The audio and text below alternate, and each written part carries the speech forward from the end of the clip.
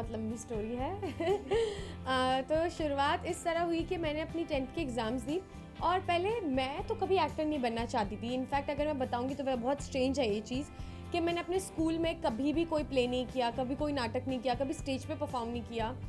लेकिन जब मेरी 10th ख़त्म हुई तो मम्मी को हमेशा से चाहिए था कि मैं एक्टर बनूं। और एक्टर क्या, एक्चुअली वो चाहती थी कि मेरे बड़े होर्डिंग्स लगे और ये एम होता था। कहाँ होर्डिंग देखते देखते तो बेटी टीवी पर ही आ गई, बेटी फिल्मों में भी आ गई। तो उन्होंने मुझे बहुत बोला कि तुम्हें ट्राई करना चाहिए। तो वो मुझे 10th के एग्ज़ाम्स ख़त्म हो गए, फिर वेकेशंस में हर जगह पे ऑडिशंस पे लेकर जाती थी। कुछ मैंने कैटलॉग शूट्स वैसे ही शुरू कर दिए थे।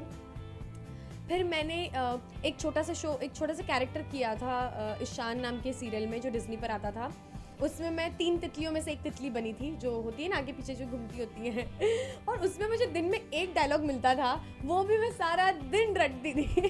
और जब कैमरा के सामने आती थी तो फंबल, सोचो इतना बुरा हाल था मेरा। तो फिर भी उसमें मुझे थोड़ा एक्सपीरियंस मिला और मैंने कैमरा फेस करना सीखा, लोगों के साथ कैसे रहना है, क्या है। उसमें भी मुझे इतना कुछ समझ में नहीं आया because I was just 15 then.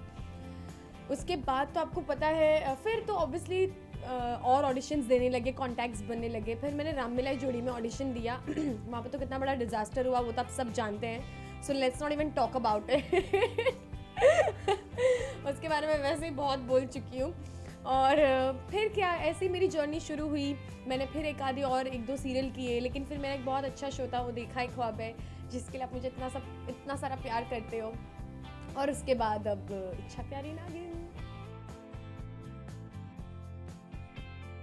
ऐसे धड़कने ना ऐसे बड़ी होती थी, ऐसे लगता था बीपी हाई हो गया है, मतलब क्या बोलूँगी।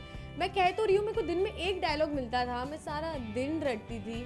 लेकिन जब कैमरा के सामने आती थी भूल जाती थी और डायरेक्टर इतना डांटती थी, आप लोग को एक लाइन देते आपको वो भी याद नहीं रहती। आई स्वेयर इतना इंसल्ट होता है पहले शो में। ऐसे तो जब कैटलॉग शूट्स करे तब तो छोटी मोटी पेमेंट आती रहती थी 2-3 हज़ार की ऐसे, क्योंकि वो एक दिन की शूट होती थी, पता नहीं। लेकिन जब मैंने सीरियल्स करने लगी, यार मुझे याद नहीं है, 50-60 हज़ार का होगा मेरा पहला check.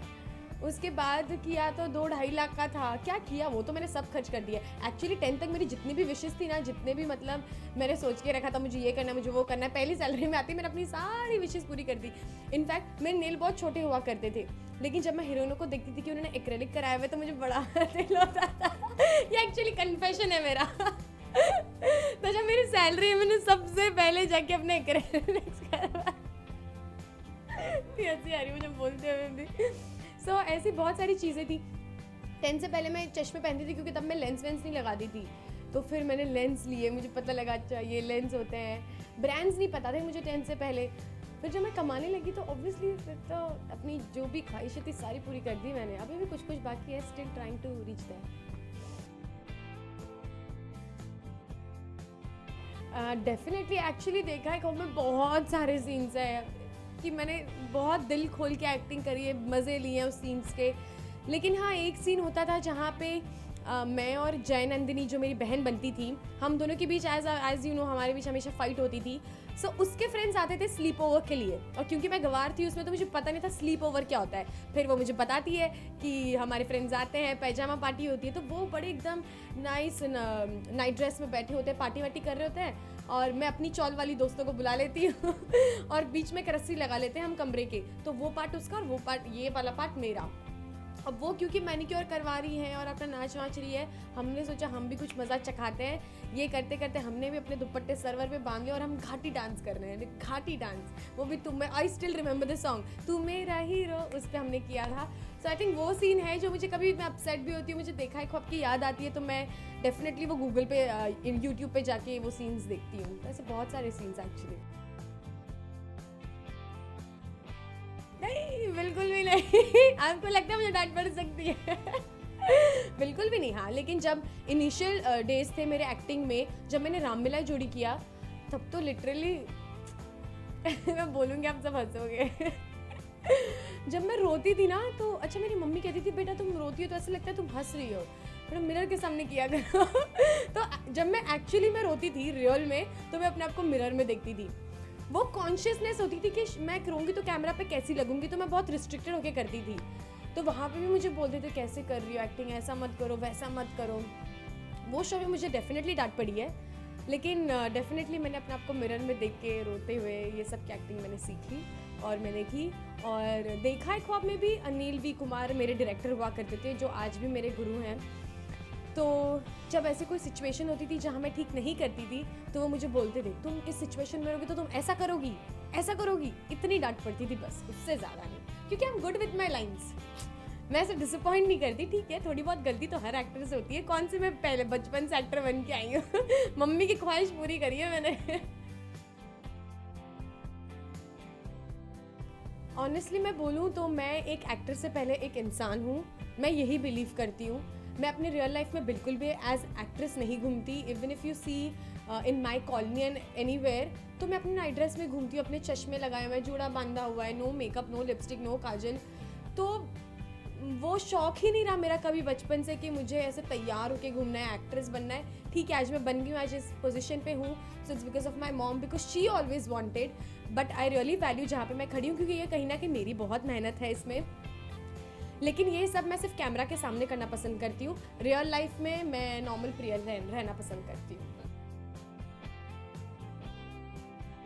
If not an actor, यार मुझे वक्त ही नहीं मिला ये सोचने का, क्योंकि जब मैं एक्टर बनी मैं इतनी छोटी थी। 10th-12th के बाद लोग सोचते हैं कि हमें क्या करना होता है, मैं तो 10th के बाद ही एक्टर बन गई, तो मैंने कभी सोचा ही नहीं। बट मेरी मम्मी चाहती थी कि मैं लॉयर बनूँ, अगर इफ़ नॉट दिस तो आई एम श्योर वो मुझे लॉयर बनाती, क्योंकि मैं लड़ाई में बहुत एक्सपर्ट हूँ, मैं डिबेट बहुत करती हूँ। लेकिन आज के टाइम पे अगर एक्टिंग के बाद अलावा मुझे कुछ करना होता या कभी ब्रेक मिला, तो मैं डेफिनेटली कोई फैशन डिज़ाइनिंग इंडस्ट्री के रिलेटेड ही कोई पढ़ाई करूँगी। बॉलीवुड ड्रीम्स, ऑनेस्टली ऐसा कुछ है नहीं मेरे दिमाग में कि मैंने कोई बॉलीवुड की फ़िल्म करनी है। मेरे लिए यह है कि मुझे वही काम करना है जो मुझे अच्छा लगता है, जिसमें मुझे खुशी हो, ऐसे ही कैरेक्टर्स प्ले करने हैं। जैसे मेरा मन था कि मैं फ़िल्म्स करके कुछ एक्सप्लोर करूँ, कुछ सीखूँ, तो मैंने रीजनल फ़िल्म्स की, साउथ की करी, पंजाबी करी। But I am more happy with television. मैं मानती हूँ कि एक एक्टर की किस्मत पहले होती है और फिर उसका हार्डवर्क होता है। तो अगर मेरी किस्मत में हिंदी फिल्म लिखी है तो आई एम श्योर वो मिलेगी, और उसके लिए मुझे बहुत मेहनत करनी पड़ेगी, इतना भी मुझे पता है। So yes. आज ही आया था फैन सेट पे, उसका बर्थडे था। ये एक ऐसा लड़का है जो मेरे हर बर्थडे पे मुझे इतने सारे गिफ्ट्स भेजता है, और इस बार तो उसने मुझे एक पेंटिंग बना कर दी, और दूसरे वाले ने मुझे एक क्या बोलते हैं गिफ्ट भेजा, जिसमें इतनी सारी चॉकलेट्स, लेटर, और उसने लिटरली एक बर्नी में 365 चिट्स रखी हैं, and he wants me to read it every day. So ऐसे काफ़ी क्रेजी फैंस होते हैं। जब मैं सिक्किम में शूट कर रही थी तो वहाँ पे एक आंटी आ गई, गले वाले लगा लिया, रोने लग गई, वो रोने लग गई। मुझे लग रहा था ये क्या हो रहा है मतलब ये कौन है, मतलब मैं डर गई कि आंटी रो क्यों रही है, ठीक है गले लगा लिया। सो ऐसे क्रेजी फैंस मिलते हैं। दिस इज़ अ वेरी अजीब क्वेश्चन ऑनेस्टली, क्योंकि आज का टाइम ऐसा है कि हमें कल का भी नहीं पता होता। And as you all know कि मैंने कभी सोचा नहीं, जिस लड़की ने कभी स्कूल में प्ले नहीं किया, थिएटर नहीं किया, वो आज टेलीविज़न एक्ट्रेस बनी है, तो उसने तो कभी सोचा नहीं था। और मैं बिलीव भी नहीं करती कि मुझे ये सब सोचना है। जो मेरी किस्मत होगी वही मुझे जहाँ तक पहुँचाना होगा पहुँचाएगी। और मैं मानती हूँ कि आप अपना हार्डवर्क देते रहो, अच्छे काम करो, अच्छा नाम रखो, तो everything is going to be good. और मैं एक्टिंग तो नहीं छोड़ना चाहूँगी। ऑल माई फैंस टेली चक्कर पे जो हमेशा मेरे अपडेट्स देखते रहते हैं, लिखते रहते हैं, और जिन्होंने मुझे इतना सारा प्यार किया, मैं भी पता नहीं रो पड़ूंगी एक दिन। मैं हमेशा बोलती हूँ, ये इतनी ओवरवेलमिंग हो जाती हूँ ना मैं ये सब बोलते हुए कि नो मैटर, मेरे साथ इतना कुछ, अब मेरे इतने अप्स एंड डाउन्स रहे हैं इस इंडस्ट्री में, लेकिन देखा एक हॉबी अब्रप्टली बंद हुआ, लेकिन उस शो ने मुझे सबसे ज़्यादा प्यार दिया, सबसे ज़्यादा। तो मुझे उस बात का कोई दुख नहीं है कि वो जस्ट ऐसे ही एंड हो गया। और अभी इच्छा प्यारे नागिन कर रही हूँ, तब भी मुझे इतना प्यार, इतना सपोर्ट मिलता है। हर एक्ट्रेसेस का होता है ना कि एक अच्छी फ़ैन फॉलोइंग होती है और एक बुरी फ़ैन फॉलोइंग होती है, लेकिन ऑनेस्टली कह रही हूँ मुझे आज तक ऐसे कभी कोई इतने बुरे कमेंट्स नहीं आए। So I am really thankful to you all, love you all and keep loving me like this. Thank you. Hi, this is Priyal Gaur and you're watching me on Telechakkar.